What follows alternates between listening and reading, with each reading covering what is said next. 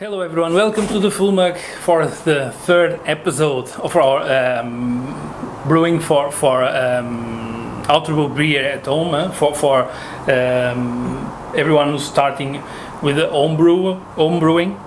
Today I want to talk a little bit about ingredients and the main difference between extract brewing and all grain brewing. So we already used specialty grains. You just need to steep them, put them in water, let the sugars, the aromas, the flavors go into the water, and use that water in the brewing with the extract. The main difference between these grains and malt, base malts, is base malt needs to be mashed. That means that it needs to be put in water at a certain temperature for a certain time to allow the enzymes, and that's the big difference between this and this. This we will be activating enzymes that will be cutting through starches and converting those sugars into smaller sugars that are fermentable by our yeasts. So the temperature and the time are very important, and the same base malt can give you completely different beers if you use higher temperatures or lower temperatures, or you mash for long or for shorter periods of time. So that will be the big difference. We will be mashing and that will be our extract. Actually, we will be extracting sugars out of this base malts. For the rest, I wanted also just to review a couple of things about the main ingredients. Hops. Hops are for bitter, for flavor, for aroma. So the timing of adding the hops into your wort or already fermented beer, in case of dry hopping, will make a big difference between extracting lots of bitterness and less flavor, less aromas, or no flavor, no aromas, or almost only giving aromas and flavors and no bitterness. That's the time, so you have to be careful following the recipe indications.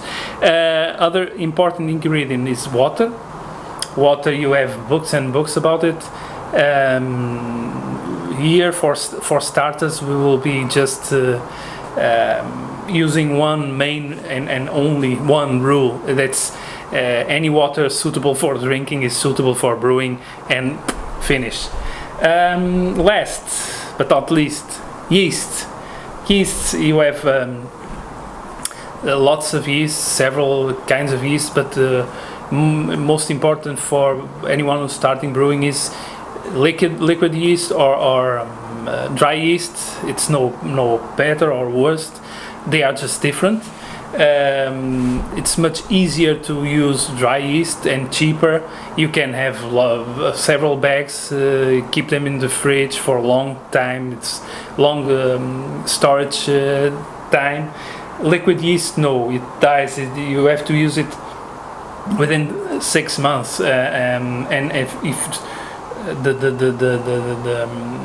the number of cells you are using, you have to attend to the wort, how many liters and how sugar, the amount of sugar in it. So if you have a wort that's high in sugars, you will need to use more yeast and even yeast nutrients. So with liquid yeast, if you don't have enough yeast, it's very expensive to buy another bag and or vial.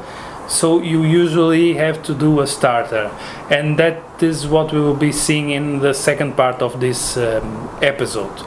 So for now, important the quantity, how many yeast you have to put into your wort for to ferment correctly. And you can all that you can calculate with your software's Brewer's Friend. I'm using it.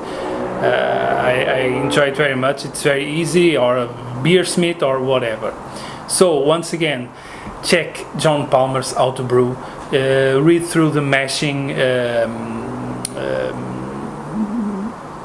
chapters. I'm not going to speak here about chemistry, but do read it. It's important at least once in your life, and keep some main rules and understand the process. So in the second part we will be making a yeast starter, and well, for now that's it. Cheers.